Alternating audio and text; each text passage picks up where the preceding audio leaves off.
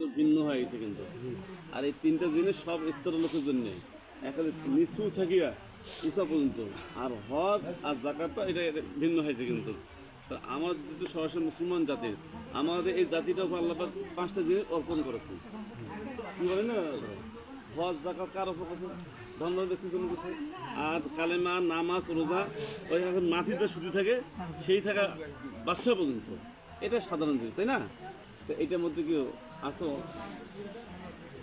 অন্তর্গত আছে এটা জিনিস না? নাই। আমরা মুসলমান জাতি, আমাদের দায়িত্ব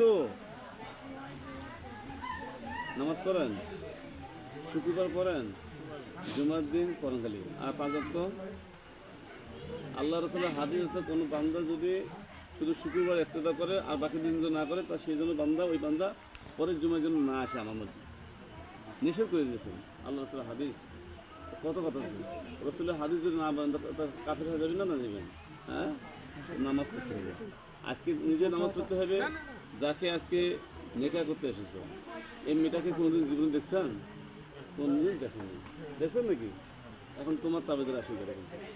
এই মেয়েটা তাই দেখতো গোটা এতদিন কাজ হয়েছিল তার বাবা মার কাছে ছিল, আজ থেকে তোমার কাছে পড়ে গেল, তাই না? এরা ধরন যাবতীয় কিছু কাজ তোমার কাজে আজ থেকে বহন করে গেল। কিন্তু তুমি যেভাবে তাকে চলাবে সেভাবে চলবে। এতদিন তার বাবা তাকে পরিচালনা করছিলেন, কি ঠিক না তারা?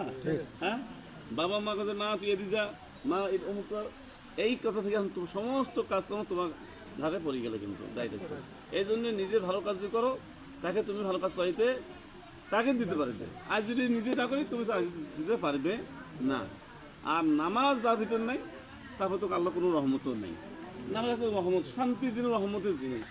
নামাজ পড়তে পয়সা নাগে না, একটা করে উজু করিবার নাগে। আর পাক সাপ থাকতে হলে পবিত্র, পবিত্র থাকে ভালো তো, ঠিক আছে, ভালো না? অবশ্যই ভালো। নামাজ পড়বেন তো, চেষ্টা করতে হবে তো।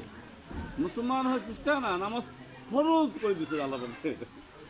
নামাজ ফরজ, আকিমুদ্দিন। কোরআনে 82 জায়গা নামাজের কথা বলেছেন।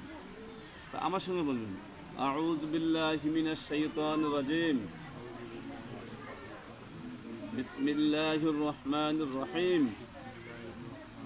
প্রথম কালেমা তয়্যব, লা ইলাহা ইল্লাল্লাহু মুহাম্মাদুর রাসূলুল্লাহ।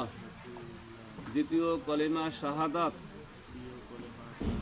আশহাদু আল্লা ইলাহা ইল্লাল্লাহু ওয়াহদাহু লা শারীকা লাহু ওয়া আশহাদু আন্না মুহাম্মাদান আবদুহু ওয়া রাসূলুহু।